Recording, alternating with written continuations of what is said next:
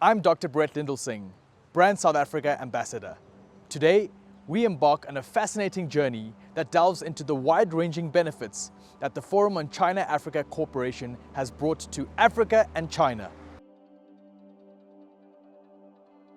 Since establishing diplomatic ties in 1998, the relationship between China and South Africa has progressed remarkably, advancing from a partnership to a strategic partnership and ultimately a comprehensive strategic partnership. In 2000, the Forum on China-Africa Cooperation, FOCAC, was launched, and since then, the FOCAC mechanism has delivered a multitude of positive outcomes to African countries, including South Africa.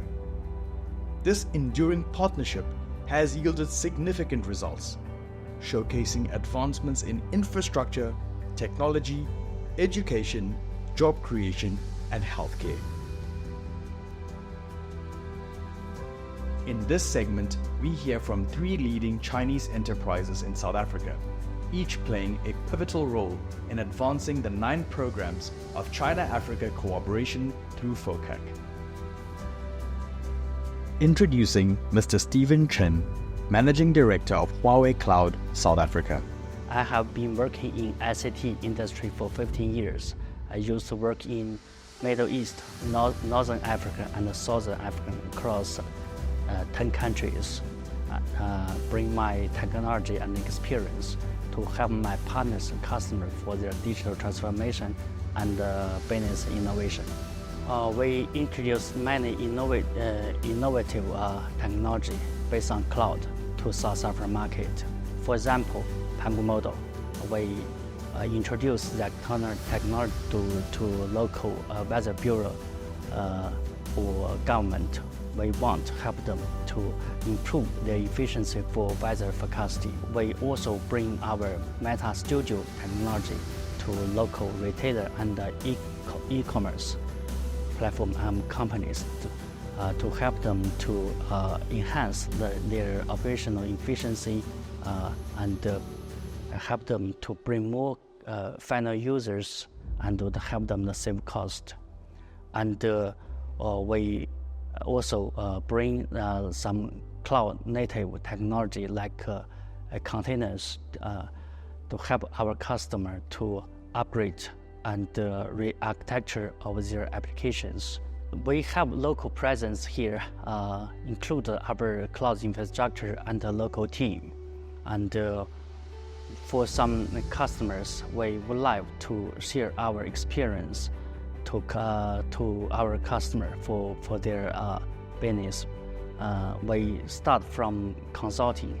For example, we help them to redesign the architecture of their applications and the modernization of their applications, help them improve the development efficiency. That's one case. And also we can provide a secure and stable cloud infrastructure to our clients.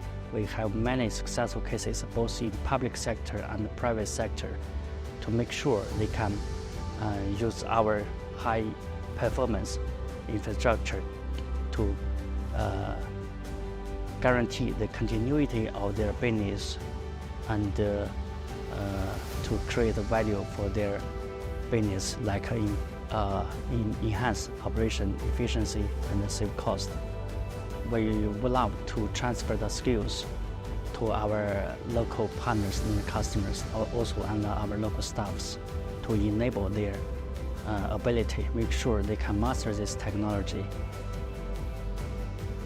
And also, we share our experience globally, the experience we accumulate from all those successful cases when we cooperate with those companies, help them to create a value for their business. We keep developing local partners.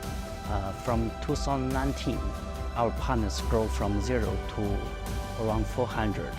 Those partners cooperate with us to bring our technology and solutions to local customers. South Africa has the biggest number of enterprise in this continent. So I believe the big potential of South Africa. as you know, right now, all the companies are experiencing the process of digital transformation.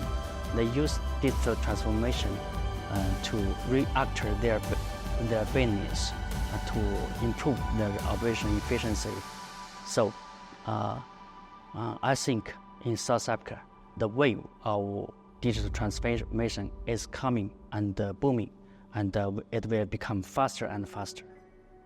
For the digital innovation of South Africa, Huawei is an infrastructure and technology vendor. That's the first role of Huawei Cloud. We have local presence and a local high-level solution architect and technology team and service delivery team can help our customer for their digital innovation process. Introducing Mr. Yang Jian, CEO of FAW South Africa. 跟南非的这个整个新的民主是同龄的啊，我们当时呢，我可以把南非一系呢整个发展分成5个阶段啊。第一个阶段呢是从1994年到1999年，我们把它称之为市场探索阶段，因为刚开始我们进入南非不太了解这个市场，由我们当地的代理商，也就是创始人理查先生来在当地从事销售。第二个阶段呢，我们叫做本地运营阶段，也就是从99年以后，我们参股了理查先生的公司，一直截止到2012年。这个阶段呢，我们开始往南非派往我们自己的人员来从事当地销售服务以及生产组装的工作。第3个阶段呢，是从2012年到2019年，这个是属于本地化规模投资阶段。因为12年我们一汽和中非基金共同投资了1个亿美元，在南非的库哈工业区建立了我们自己组装厂，大概有87000平，也是南部非洲最先进的组装厂。从那个时候开始，我们开始大规模的开发我们的网络这个从事我们的生产组装以及服务工作。第4个阶段呢，是我个人认为是从2020年到2023年，这4年我把它叫做跃迁式增长阶段。因为就是20年的疫情对全球的制造业也好，对整个市场格局也好，是个巨大的变化比如说像欧洲车这个全球的相对比较分散的这种供应链在疫情的冲击下可能会受影响很大。I started FAW vehicle manufacturers in South Africa in 1994.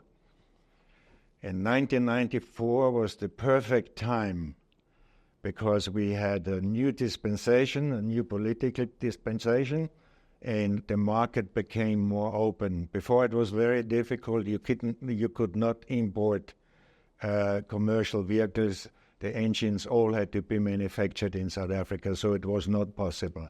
But 1994, you could actually import from China or from everywhere.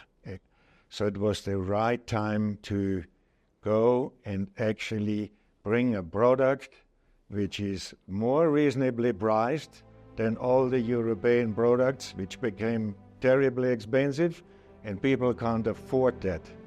So now, for everybody, every little guy who wants to start off a transport company with one truck, that would be the right product, and FAW is the right product. Over the years, of course, we started in Johannesburg. We had a little assembly plant here, and then we had some dealerships around the country, and we started very small and humble, and we sold to a lot of the new entrepreneurs in South Africa, the new local entrepreneurs, which was a great thing because before this didn't happen. The most important thing was to have the most affordable truck in Africa. I'm the first employee for FAW South Africa. I started with the founder of FAW in 1994. My work title is I'm a homologation manager for FAW. I came up from Durban to Johannesburg looking for a job, and when I got to the company, while walking around, I got to FAW where Mr. Leiter was, and then I asked him for a job, and he said, this company is starting up, and he will give me a job. I must come the next day. And that's how I started with the company. When I started off, I was a technician. And from technician, I went into field service technician. Then I became the foreman. And then I became the workshop manager. And then from workshop manager, I became the regional technical manager. From regional technical manager, now I'm the homologation manager. So I do a lot of testing for SABS. I'm involved with the SABS. We do road testing, make sure the vehicles are suitable for the South African market. Over these years, we started off with FAW first with the 12160. And with the FAW, they improve. Every year, the product improves. And when the products improve, we have better knowledge with the vehicles, and the technical side of the vehicles improve all the time. Introducing Mr. Xie Yanjun, Chief Engineer of the Redstone Project. 我叫谢延军，来自于中国电建集团山东电力建设第三工程有限公司，目前工作于南非红石项目部，在南非红石项目部担任总工程师一职，主要负责项目的技术管理工作、质量管理工作，以确保整个项目能够快速、高质量的、安全的顺利发电，为南非当地社区提供稳定的清洁能源。红石项目作为南非首个塔式光热轮联电站项目，该项目设计12个小时的辅热，可以为南非提供可持续的电力供应。该项目建成之后，将满足南非20万户家庭的高峰电力需求。The Redstone project harnesses solar power, converting it to thermal energy using molten salt. This advanced technology ensures that carbon emissions during construction and operation are significantly lower than those of photovoltaic and fossil fuel power plants. Additionally, its wastewater discharge is nearly zero, making it a truly sustainable endeavor. Amid South Africa's energy crisis, Power China in South Africa has played a crucial role. Beyond the Redstone CSP power plant, Power China and its subsidiaries are spearheading 5 additional projects, including photovoltaic plants, wind farms, and energy storage initiatives. By bringing in experts and ensuring high-quality, rapid project completion, Power China is significantly alleviating the nation's power shortages. The economic impact is profound. At its construction peak, the Redstone project provided over 2,000 on-site jobs and more than 500 jobs within local communities. Local engineers and workers gained invaluable experience and skills, enhancing their career prospects. Collaborating with approximately 400 local subcontractors, the project further stimulated the local economy and community development. Inspired by the vast renewable energy potential of the Northern Cape, the Redstone project reduces South Africa's reliance on fossil fuels and lowers greenhouse gas emissions. The CSP technology ensures a stable electricity supply, addressing power instability issues and promoting job creation and local economic growth. Looking ahead, the future of renewable energy in South Africa appears promising. The Redstone project stands as a beacon, attracting further investment and heralding a new era of sustainable energy development. With continuous advancements, similar clean energy projects will proliferate, driving the country's progress in renewable energy. As China and Africa bridge continents through initiatives like FOCAC, projects like Redstone illuminate a path toward a greener, more sustainable future. In this segment, we highlight the tangible outcomes of implementing the 9-program policy proposed during the 8th FOCAC Ministerial Conference in 2021. We are particularly emphasizing Program 2, which addresses poverty reduction and agricultural development, Program 4, focusing on investment promotion, and Program 8, centered on people-to-people exchanges. As a pivotal member of FOCAC, South Africa plays a crucial role in fostering practical collaboration with both China and other African countries, yielding substantial benefits for South Africa within the FOCAC framework. On April 14, 2023, former Chinese ambassador to South Africa, Chen Xiaodong, and former South African Minister of Social Development, Ms. Lindiwe Zulu, visited the Morotele municipality in Northwest Province to inspect poverty alleviation efforts and attend a donation ceremony. Former Ambassador Chen engaged with local officials and villagers to understand their living conditions and discuss cooperation and poverty alleviation through the Forum on China-Africa Cooperation.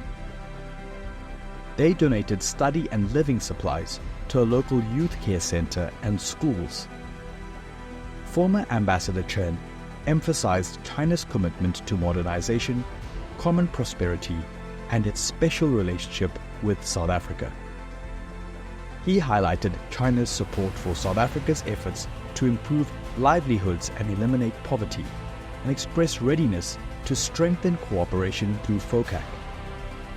This visit underscores a growing friendship and collaboration between China and South Africa through FOCAC, aiming for a brighter future for both nations. China is also lending a helping hand to South Africa with its electricity shortage challenge. At the beginning of 2023, when load shedding was severe, South African President Cyril Ramaphosa declared it a national state of disaster. To help South Africa alleviate its energy crisis, Chinese President Xi Jinping, during his state visit to South Africa in August 2023, signed an agreement with President Ramaphosa to strengthen the two countries' cooperation in electricity and energy. Since then, Chinese energy experts have been pooling resources to meet South Africa's urgent needs. Former Ambassador Chen Xiaodong has met multiple times with the Minister of Electricity, Mr. Ramaphosa. In June 2023, the first China-South Africa New Energy and Investment and Cooperation Conference was held in Sandton, Johannesburg, where over 170 new energy companies from both sides reached significant economic and trade agreements. A handover ceremony of the first consignment of energy equipment donated by China, where 450 gasoline generators delivered to South Africa. In total, the equipment, worth nearly 150 million rands, will include 5 power supply vehicles, 39 diesel generators, and 60 sets of PV storage and power supply systems. The China-Africa cooperation under FOCAC has significantly impacted South Africa through job creation and investments. Chinese enterprises have catalyzed a substantial increase in the local job market, generating over 400,000 jobs. 2024 represents a crucial juncture to accelerate this growth. Initiatives such as the Job Fair of Chinese invested enterprises held in April 2024 in Johannesburg facilitated over 2,800 job seekers finding new opportunities across various sectors. These efforts underscore China's commitment to fostering economic growth and bilateral relations, aligning with the pledges to deepen collaboration in economy, trade, and social development. This cooperation not only bridges continents, but also promises sustained prosperity and partnership between China and Africa. Now, we hear directly from Marobin Ramaphosa, Minister in the Presidency for Planning, Monitoring and Evaluation of South Africa, as she highlights the positive impact of China-Africa cooperation on job creation and investment promotion for the South African people. They've surpassed our expectations, and they've actually introduced something that we never had before, even from South African companies. So we're definitely going to take this and make sure that we also take it as something that other companies from South Africa and also globally can actually get involved in, so that when we meet, we don't just meet to give promises, but we actually can be able to see something happening, because currently now there will be 1,000 people that will be leaving contracts of actual jobs, not just promises. And we're really excited as a country precisely because we do have a challenge of unemployment. We're still recovering from the COVID-19 pandemic. We're recovering from the floods that had happened in KZN, and also also, if you may remember, the 2021 unrest that has actually dealt a blow to many of our businesses. Yes. We are now where we were in 2019. Wow. But this is actually going to assist us to actually resuscitate. Yes, Amazing. strengthen the job market, but also strengthen the skills of our young people. Precisely because these are companies that are very strong and they are global in nature. Yes. So our young people getting opportunities in countries such as this one does not only talk to the unemployment rate, but it also speaks to the skills development that we need and the work ethic that we need. China is ready and willing to share experiences and collaborate closely with African countries, contributing significantly to its economic and social development. Let's embrace cultural and educational exchanges, celebrating mutual understanding and shared progress, all leading up to this year's 2024 FOCAC conference. In all, FOCAC is a leading global mechanism, a powerful testament to partnership, and a promise of a brighter future for all. This is Bridging Continents, China-Africa Cooperation through FOCAC.